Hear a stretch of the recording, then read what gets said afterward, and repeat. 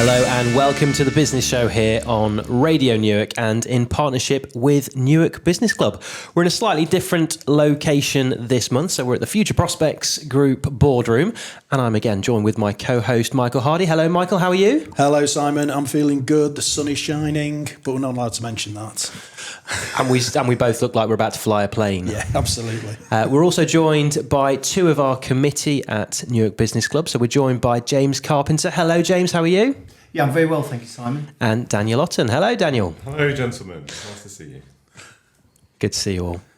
Okay, so we'll just go through what's coming up on today's show. Sounds like a plan. We'll start with last month's meeting highlights. We'll then have your favourite section of the show, the Big Show Quiz. With my phone a friend. Yeah, absolutely. Yep. Then we'll introduce Daniel and James and get a bit more insight into them, their businesses, and what they do for the business club. We've then got business grants for you, who gives a book, and then we'll talk about the June meeting. So quite a packed show as ever. Excellent stuff. So let's start with last month's highlights. What were the highlights for you last month? Last month's highlights. Well, actually, what we did was a little bit different on the way in because this podcast has been going out on YouTube and we've got the video content. We had that going on the screen in the background so that people could actually get a feel for it and again, build a bit of momentum and interest behind what we're doing here on the business show. The meeting was sponsored by Ringrose Law. We heard from Nick and some of the team over there. So they gave us a bit of a background on family law, what they specialise in, and left us with some nuggets of information. And then we had our Who Gives a Book. So we gave some books out. We'll talk about that a bit later on. And we had networking around the room. And then as well, we had some guest speakers. So with the Newark Town Centre partnership, we had Penny and Vicky join us. Yep. And then Matt Lamb, who's the Director of Planning and Growth for Newark and Sherwood District Council, joined them as well to kind of link in what's happening with the longer term Towns Fund project as well. So we got lots of information, hopefully an insightful meeting again. So yeah, I think a pretty good meeting. It certainly was. Lots of information, lots of networking and a full room as well, which is always great to see. Yeah, get another 80, 90 people. And I think, the one thing we have seen is that as it starts to get a bit lighter and a bit warmer, people are starting to want to come to the business club in the morning a bit more, which is great. Absolutely. Getting those early mornings are a tough one, especially when it's raining outside. We do need to mention that coffee comes as part of your entry fee as well, so grab yourself plenty. Absolutely. So a great meeting last month, but now we really need to get ourselves a bit of a music interlude for this, because now it is the business show Big Quiz. Big quiz. We do need to actually put some kind of little jingle together, don't we? Absolutely. We'll get James and Daniel to help us with it afterwards. Okay. Quizzical. Oh, I like that. There we quizzical. go. Yeah, Let's get quizzical. Absolutely. Yeah, okay. Daniel's hired for that one. If we could get somebody to sing, then they'd be even better. Okay, so we've got 3 questions this month. Okay. Obviously, there's a general election happening, and we're not allowed to mention the general election. However, that does sort of stop me with some of my really difficult questions. Who are you voting for? No. So, but I think I've got some really good questions that you'll all have some feeling for and do make a big impact on business. So the first one is, what has entered the UK economy this week?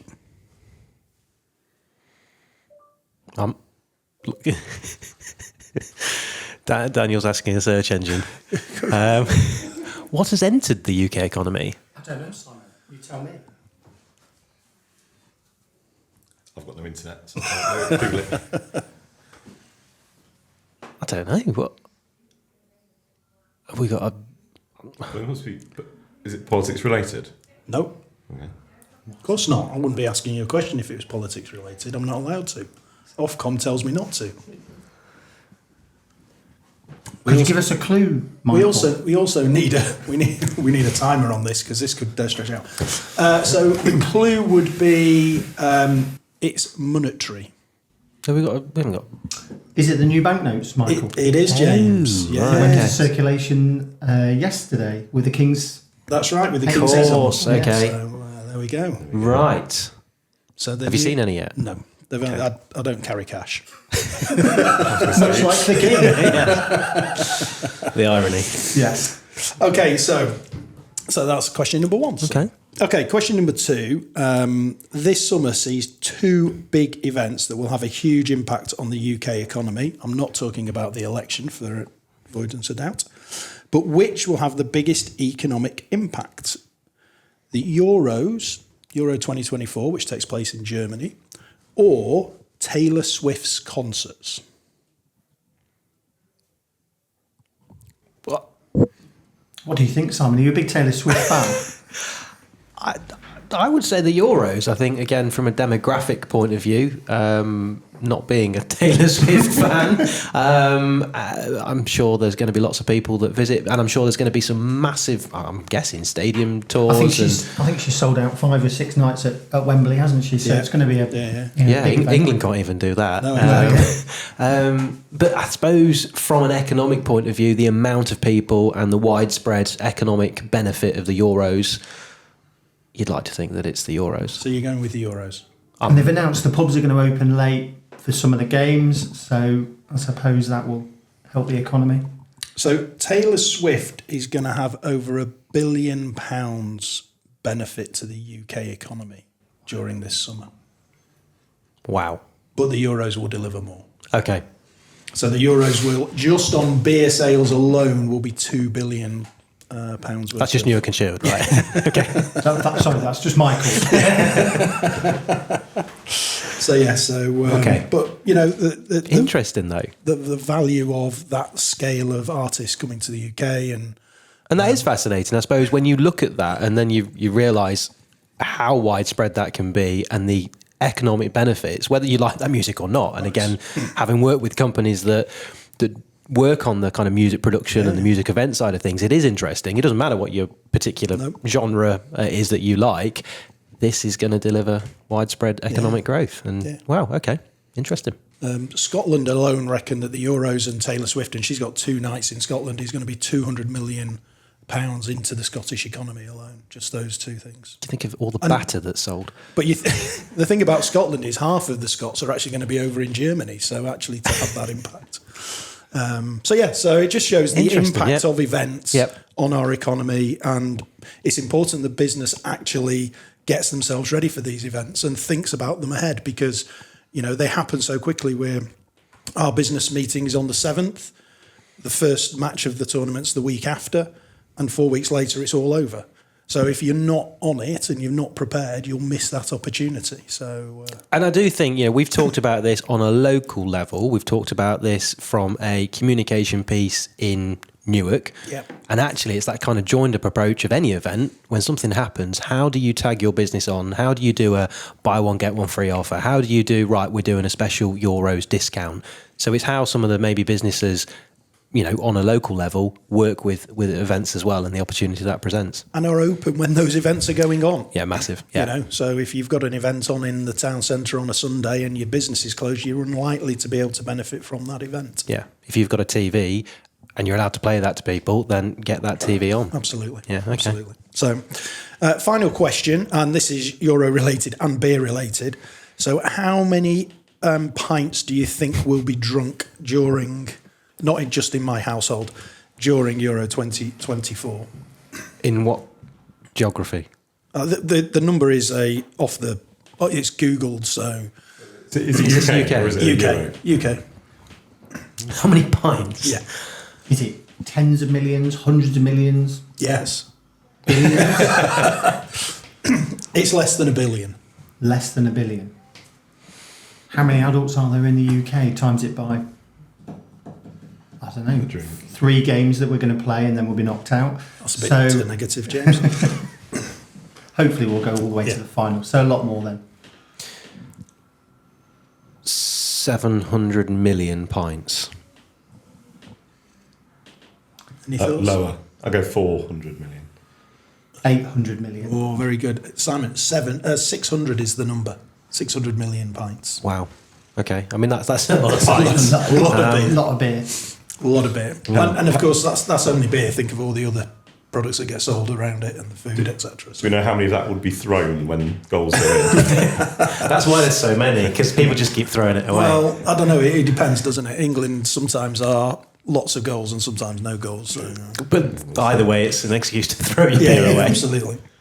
Okay, so that's the big quiz. Interesting. So hopefully that's given a bit of an insight into some of the things that are going on. Very topical. And the impact of any event on local businesses should not be underestimated. And I know James and I, through the Town Centre Partnership, have talked about marketing and how you promote events so that everybody gets the maximum from it.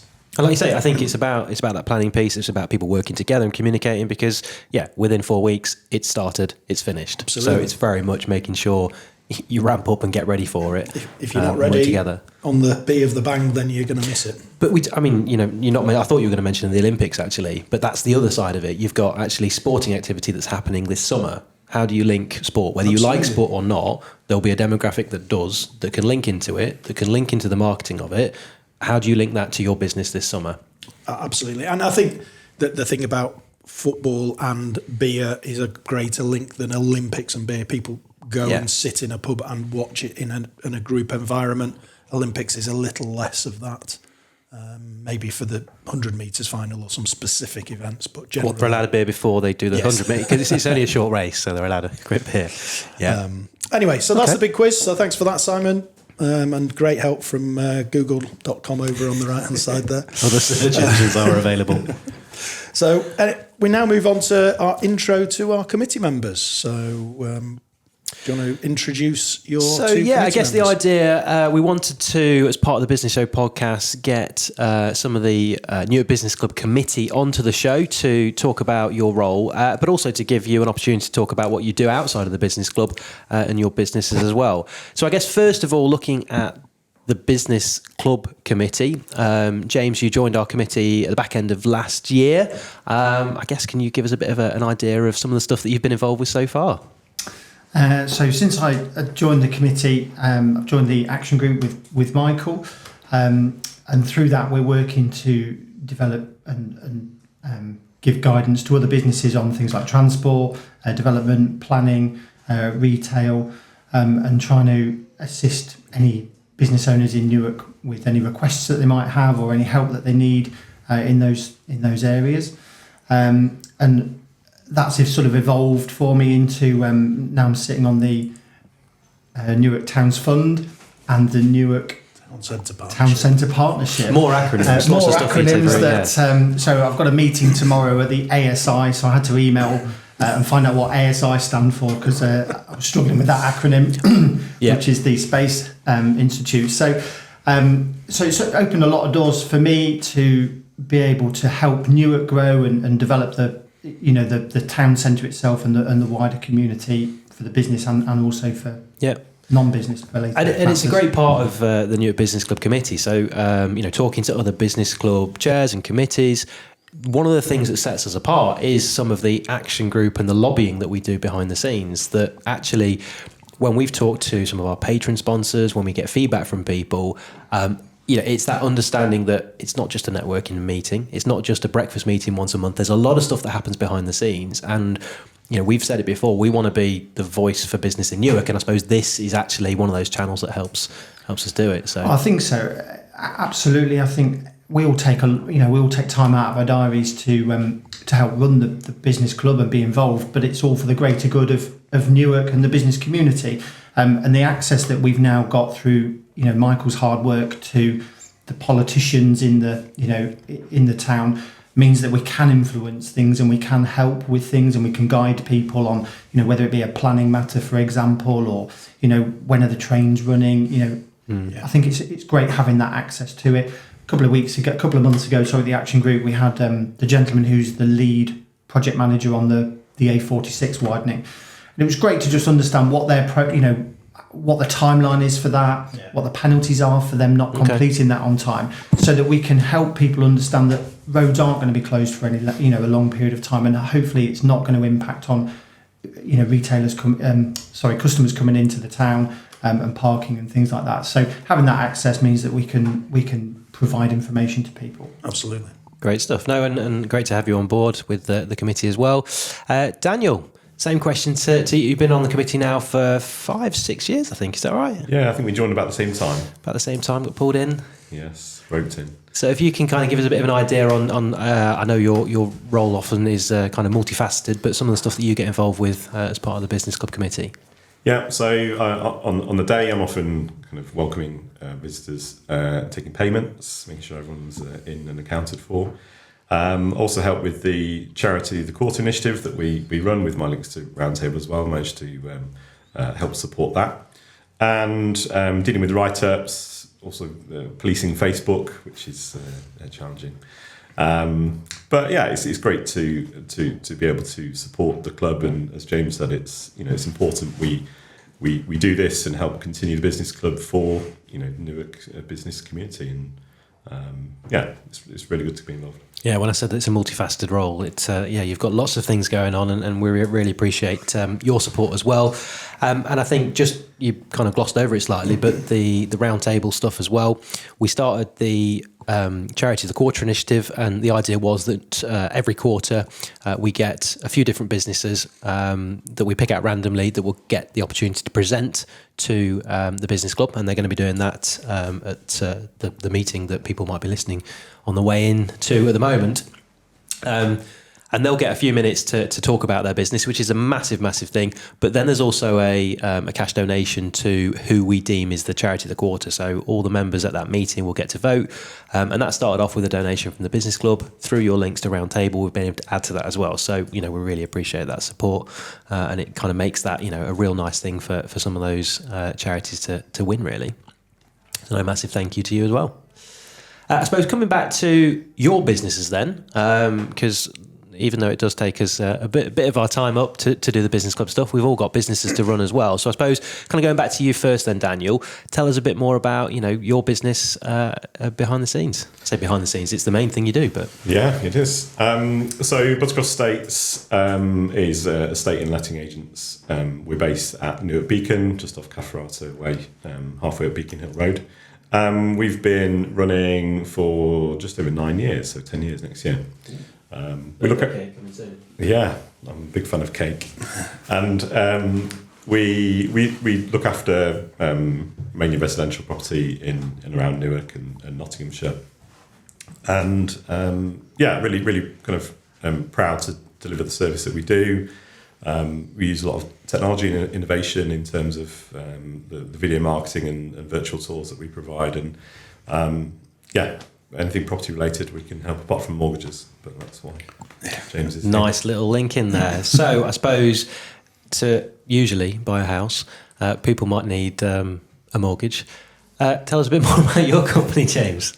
So BB Mortgages is my business based in the marketplace, a couple of doors down from Starbucks, and has been running for 13 years this year. A little bit unlucky at the moment. The market's obviously against us a touch, but we'll come on to that in a second. Sure. So we're independent mortgage and insurance advisors, and dealing nationwide, but primarily trying to help as many people in Newark, whether it be first-time buyers, people looking to remortgage, or people looking to move house, and also sort of linking in with what Daniel does on the investment side. We've got quite a lot of portfolio landlords who are looking to buy property to rent out, which obviously Daniel looks after. And does that link into commercial as well? Yeah, so we've got a commercial arm. We're just in the process of establishing that. Okay. So that's a commercial and bridging arm. So that can help with property developers, house builders, property owners who are looking to buy their current shop or office or warehouse as well. So pretty much trying to cover all facets of borrowing for whoever is needed. Great stuff. It's interesting how James described his business as being down from a certain coffee shop and not next door to Flossie and Boo. It's a very good point. I think my wife, if she's listening to this, who's the owner of Flossie and Boo, will be quite cross. I'll obviously have to make my own tea tonight. It's fine, because every time I talk to her, she says, "Well, so my business is next to BB Mortgages." All that goes deep, Simon. For clarity, it's just behind the parish church as well, but yes. And other coffee shops are available. Absolutely. But you guys are on the marketplace, which is a nice little view from a day-to-day perspective. this time of the year they delivered the great big flower tubs were delivered yesterday into the marketplace. So the marketplace looks lovely. It's in bloom. There's a hanging basket going up outside the shops as well. So, it's really nice. And I'm really passionate about the marketplace. When you look at it with that beautiful big church, the town hall, and then Victoria Market, there's so much we can do with it. And I believe that we will do with it over the coming years, just to get more people into the town so they can appreciate it. Excellent. That sounds Absolutely. good. So, in terms of you're both into the property arena. What's happening in that arena? What's going on? What do we need to know? What can you help people with? So, from a finance point of view, we've had a sort of challenging 18 months. So there was a mini budget carried out by Liz Truss in October 23. And that created a little bit of instability in the market, and interest rates did spike. So lots of fixed rates had been very cheap for a long period of time, and then they spiked. And it's taken some time for that to settle. So unfortunately, there's a lot of people that were on quite cheap mortgages, and those are coming to an end as those fixed rate end. And at the moment, those they are seeing their payments increasing, which is concerning. So as a broker, we're talking to them early. So we'll talk to you 7 or 8 months before your fixed rate ends. We'll talk to you about your options, whether it be a new lender, a different lender. Can you change the term of your mortgage to try and bring your payments down, and just try and educate you on the options. And I think it's really important to do that really early. Don't leave it till the last minute. I think with the election on the horizon, we may see some changes. We may see interest rates drop. We may see some confidence return to the market. And hopefully we will start to see some green shoots once there's some stability in the economy. But I suppose the key message there is also to keep chatting to people like yourself who... Absolutely. I spoke to someone yesterday whose mortgage isn't due until early part of next year, but actually, having chatted to you about this before, what is it, 6 months usually beforehand, 9 months? You can reserve a new rate 6 months in advance of your current fixed rate expiring. Okay. And what you get today isn't necessarily what you end up with. So if rates get cheaper over the next 6 months, we keep moving it around for you to make sure we secure the cheapest option. And 88% of mortgages were done by brokers last year. So you can have a conversation with your bank, but what you want is an independent, holistic view of the market so that you make sure you've got the best option. Yeah, sounds good. Daniel? Yes. I think, as James said, finance played a big part in house prices and property sales through the last year or so. And we saw that. So I did a bit of I ran some stats off prior to the meeting today. And last year, I've got the stats for NG 24, 23 and 25. And it was across each of the postcodes, comparing to 2022, the number of transactions was down almost 40% from I didn't realise it was such a big number, but... Big number. Yeah. Yeah. I mean, we're talking, so 2022, in NG24, we had 1,147 transactions. And last year, 2023, that dropped down to 681. So 40% drop, which is, is significant. Yeah. And, from both of our point of views, that can turn into a 40% drop in turnover from what we do. House prices haven't increased that much, to kind of balance it out, and that's a huge drop. Over the 2 years before that, we were kind of mid and coming out the back of COVID, where it was a bit of a crazy time. So levels at that point were like twice as high as they were last year. But looking before COVID at the market at that point, comparing it to last year, transactions last year were still 30% lower than pre-COVID levels. So it's certainly slowed down. That's a combination of Bank of England base rate rising. I think it doubled over 2023, and ability to get finance is a big thing. What we have seen is a lot of people moving up north, so relocating from London, coming up to Newark, where you've got the connection with the train line and the road network. People can be back in London in 90 minutes, and but here they can get a 4 or 5 bed detached house for what they pay for a 1 or 2 bed flat in London. Yeah. So that's been an interesting trend, which has kind of helped Newark in terms of the sales side. But yeah, it's been challenging. I guess from your business, is there a particular kind of property, whether it be size, value? I know geography-wise, typically around Nottinghamshire. Is that about right? Nottinghamshire, Lincolnshire, I guess, for you? That we deal with. Yep. Yeah. Most NG postcodes we cover. Obviously, Newark is our core, but we can. And that's a range of property from some of the smaller one bedroom through to much bigger properties as well that you deal with as well. Okay. Yeah, indeed. Cool. Yeah. I guess in terms of sorry, go for it. No. How's this year looking? So you look back at 2023. Is 2024? Yeah, it was a slow start to the year. Spring and the summer is traditionally kind of a busier time, and I think we've seen that in terms of inquiries coming through and people coming to market. Still early to say what the transaction levels will be like, but it's certainly more positive. I think people have realised now that this is what we can get for a mortgage. This is what we can buy.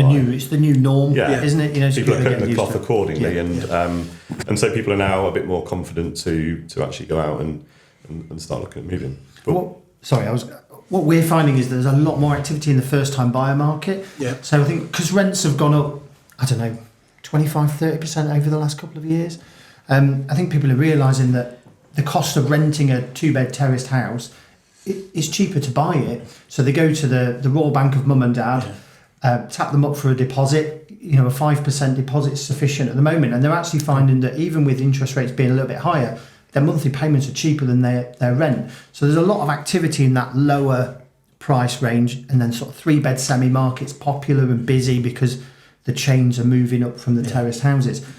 I think where the challenges are that Dan and I are seeing is that higher up, the more expensive properties where people have been a little bit more cautious about moving. At the moment. Yeah, big mortgages, and a lot of people are realising that when their fixed rates are coming to an end, that the new products they're able to get, you're talking big jumps in, and people don't have that much disposable income to actually be able to swallow that, and so a lot of people downsizing if they can, or moving further north for the same size but cheaper property. So it's tricky. But I guess key message really is if people are looking, whether it's at the first time buyer side or looking to move house or looking for a new mortgage, they can come and chat to you and your team, to you and your individual teams to get some advice and talk about it. Absolutely, and I think we can collaborate as well. If people want to talk to Daniel about what am I going to get for my house, what am I going to get for my money when I'm on for the onward move, and then I can do the budget planning side of it as well. And I think the two things have got to be done hand in hand. There's no point putting your house on the market thinking, it'll be okay, I'll buy X, Y, and Z. You've got to understand what that's going to cost you before you put your house on the market. Yeah, absolutely. Well, thank you again for everything you do with Newark Business Club. And I think, one of the things that we always say is that we are blessed, I think, with the committee, that we've got 11 people on the committee, and we've got some highly skilled, talented people. So between us, we can work on a lot of different things, which is great. But no, thank you so much for everything you do. Michael? Yeah, so, thanks, guys. Really informative and insightful. We're next going to move on to grants for you. Brilliant. So this is in collaboration with Newark and Sherwood District Council. They have a grant finder scheme which Will Parkinson has access to. Excuse me. So they can look for your business and find different grants that are available that give you access to money that's potentially out there, very difficult to get hold of. It's a really murky world. So what we try and do here is bring 3 different grants that Will has put forward, just to give you a flavour as what's available. So this month we've got Innovate UK Smart Grants. So this is available to UK registered SMEs to support research and development R&D into innovations that can impact the UK's economy. Applications come from any area of technology and can be applied to any part of the economy, such as, but not exclusively, net zero, arts, design and media. Innovate UK is the UK's innovation agency and has allocated £25 million to fund the innovation projects. For projects that are available from £100,000 to £1 million, so pretty chunky R&D opportunities. Applications can be submitted in a single applicant or collaborate with multi-organisations. So if you're working with another organisation to help you bring your innovation, you can work with those together. So it's not a single application. And the deadline is the 24th of July. So so from this month's business club meeting, we've got about 7 weeks. Okay.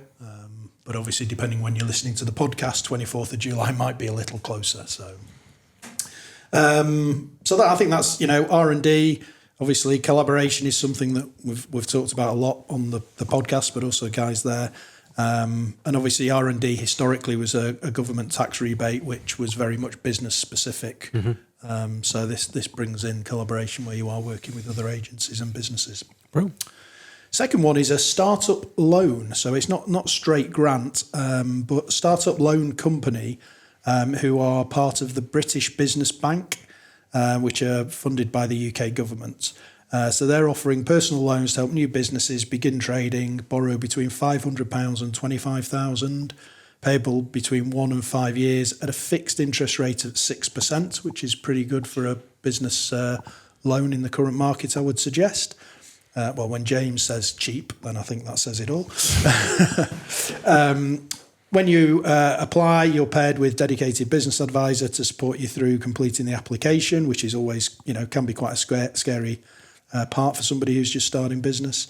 And you also get the option of 12 months free mentoring, which for a startup business is invaluable.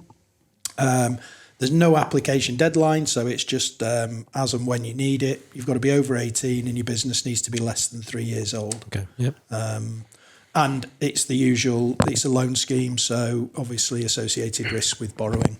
So the terms and conditions that we usually hear and what have you. But a great opportunity for startup businesses there, I think.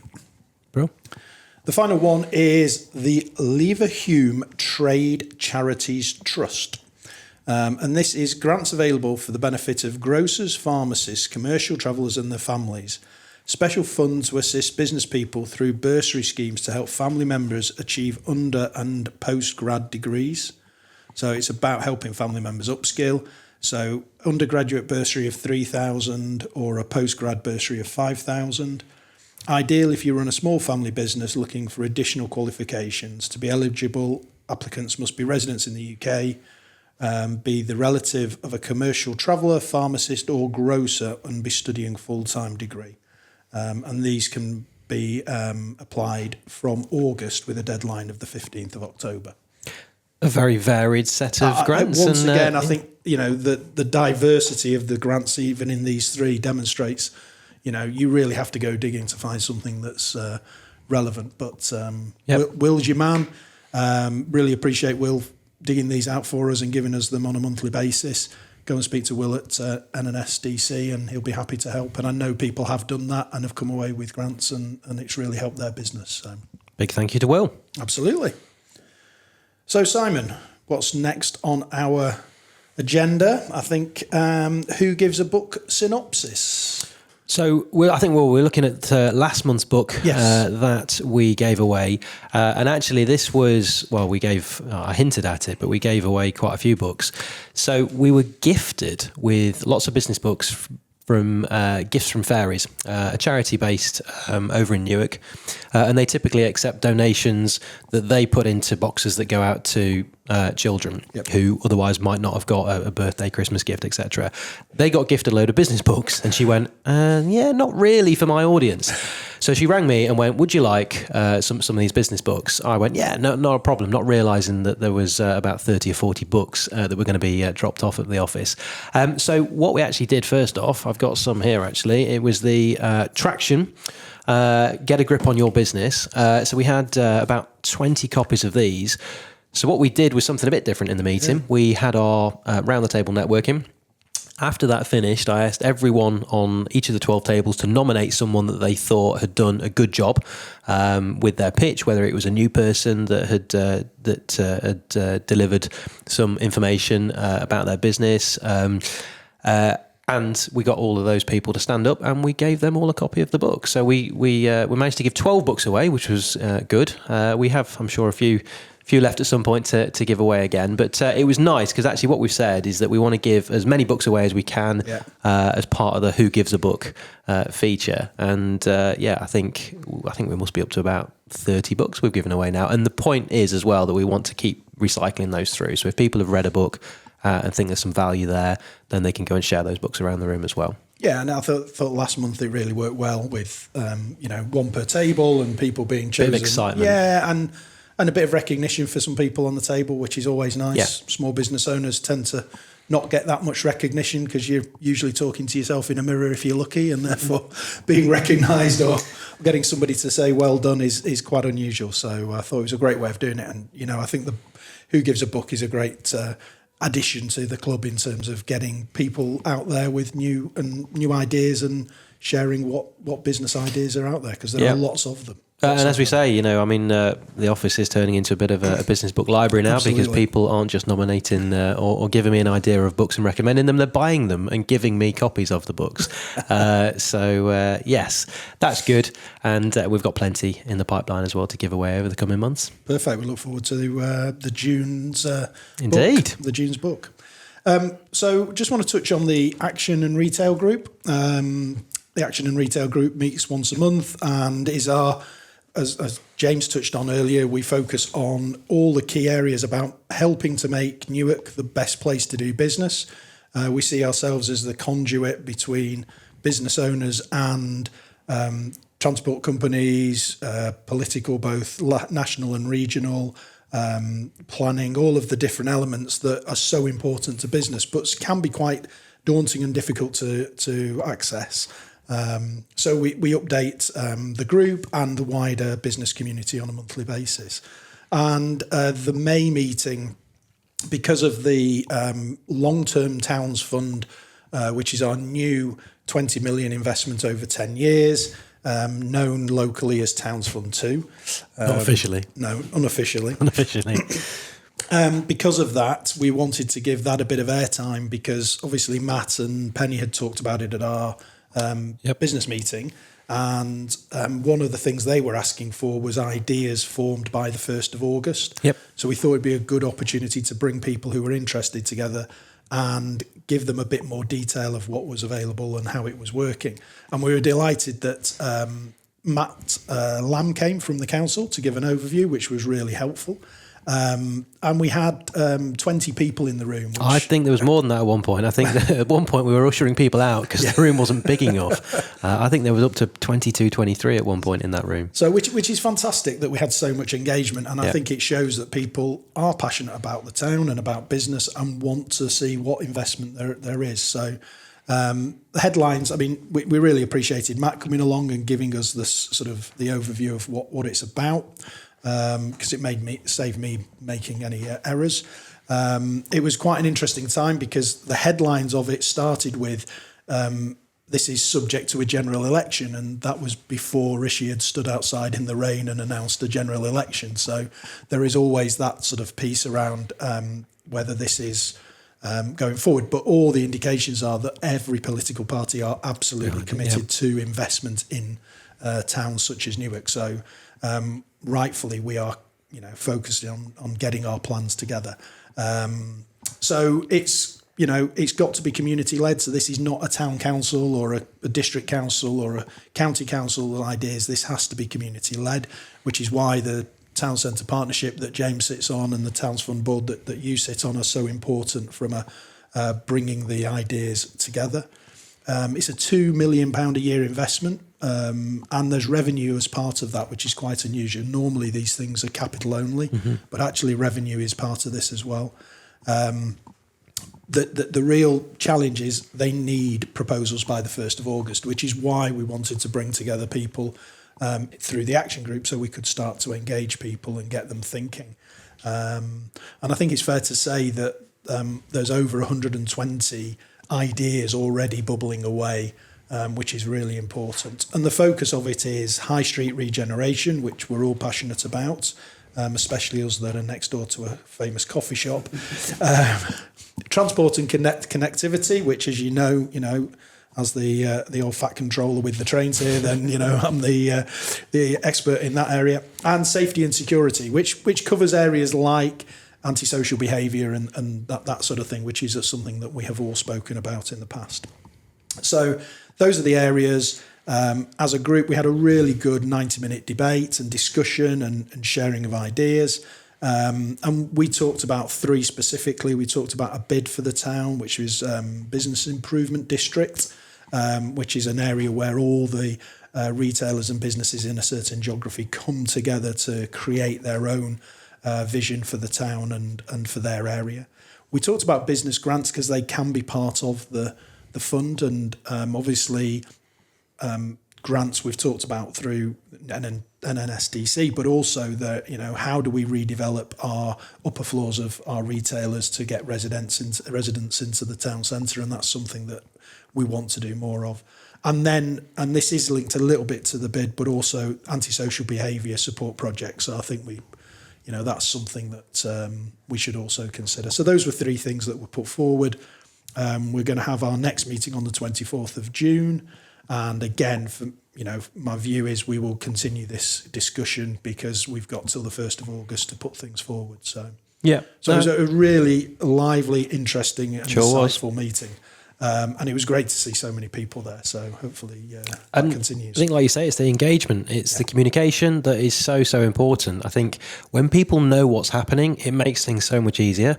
Walking around town, I mean, since being chair of the business club, I've walked around town and asked lots more questions to people and than I ever have done. And I've always shown an interest, but it's good to get lots of feedback and start to, understand what the feeling is from lots of people, different demographics. Yep. And I think just walking around town over the last couple of weeks, seeing what's happening at 32 Stodman Street, for example, I think what's quite clever with what they've done there is they've made it open so you can see what's happening. It's not a case of, well, you can't see it, it's all boarded up. We want to show you what's happening, and it sparks a conversation.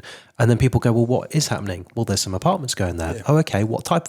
And you start to then go, well, how does my business benefit from that? And there are restaurants, cafes, other places around that can start to think, well, hang on, next summer when there's apartments there, how do we look at our offering? How do we make sure that we're delivering for, what's going to happen there? How does that link into some of the stuff that's potentially going to happen in the marketplace? So, I think the main thing is, the engagement's great. People want to know what's happening. Absolutely. People are passionate about Newark and care about it. And I think it's just that communication. So from a business perspective, as long as we keep doing what we do, then, we can keep engaging with the businesses that I think are going to make a massive impact over the coming years in that space. So. Yeah, completely. So, so really positive. And, we're going to continue with that because that's what we do. So it's really good. Yeah, excellent stuff. So what's the highlights for this month? For we're all going to be there. For those people who are driving in, what's the highlights that they're going to see as they arrive in the car park? The highlight is that they'll see you in the car park, I think, with a high-vis vest on. No brolly. Month. It's hopefully going to be a bit lighter. Our meeting it's sponsored by Orchard School, also in collaboration with GXO and West Notts College. So we've got a few different people that are going to be speaking. They're going to be talking about internships, and I had a call actually with the team that are going to be presenting. And it was great to hear that. I think probably a few years ago that they last did this. The success that they had from working with certain businesses that were inside the room when they talked about their internships before was really good, and the engagement. Big success from their side. They want to continue that. They want to talk about how that can be great for the students they're working with, but also how that can be great for businesses as well. So it'd be good to hear from those guys, and they're the main sponsors. We've got, hopefully, we're going to do some networking. We might even change the tables round and do a couple of bits of networking. We've got more books that we're going to give away. I say book this month, not books. We're going to hear from some charities as well. So we've got the charity of the quarter presentations. So excellent. Daniel, you've been working with those charities, and I think we've got 2-3 presentations, haven't we, that we're going to hear from this month. We've got an action group update. So again, following that momentum, following that engagement that we're getting, it's keeping people up to speed with what's happening in and around the town. And I don't think there's space for anything else. Actually, we will probably be talking about other stuff that's going on. So other events that we've got in the pipeline. So we've got the summer event that is going to be on the 19th of July. So that is now confirmed. That is an evening event. And we'll be starting to get information about tickets out and what's happening during that summer event. But it was something that we got feedback from as part of our members and really keen to put something in place and get a summer event up and running. And then we'll be talking about, other bits and pieces that are in the pipeline as well. Perfect. Sounds like a jam-packed meeting as ever. So. Yeah, I'm working through that agenda right now. Brilliant. Okay, well, nearly time to wrap up this podcast. Just to give I usually sort of talk about something that's in the public domain or give some sort of insight. I was thinking this month, obviously we talked about the Euros, so football's going to be high sport, big summer of sport. And one of the things, I don't know if anybody's been fortunate to go and watch the theatre play Dear England, which is about Gareth Southgate and how he sort of took England to the semi-finals of World Cup in 2018 over in Russia.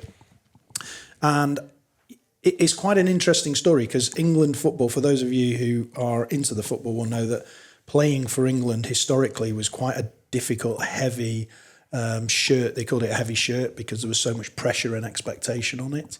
And what Dear England brings out is the way that Gareth Southgate focused on improving the culture and the values of the organisation, so the team, and made them more accessible.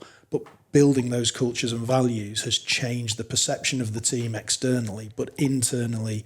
And actually this week's friendlies show that people can come and now perform even in their first international. So by having the right values and the right culture, it gives people the ability to perform right away, and they're not weighted down by, I'm on trial, I've got a probation period. And I think in our business lives, it's very important that we have those cultures and values set out. So when people arrive, we know they're already going to fit into that because that's really important. But then they feel like they can perform and they can get up to the plate. They're not weighted down by the expectation. They're allowed to go and do what you've brought them in to do. So I just thought that linking back to the football and the great success that Southgate has had in terms of changing that culture and values, and that's something that I think all business owners should always be thinking about. And something that we talk about often on the podcast. Absolutely. It's something that, is very important in business. And of course, we've managed to link it back to football, which is always great.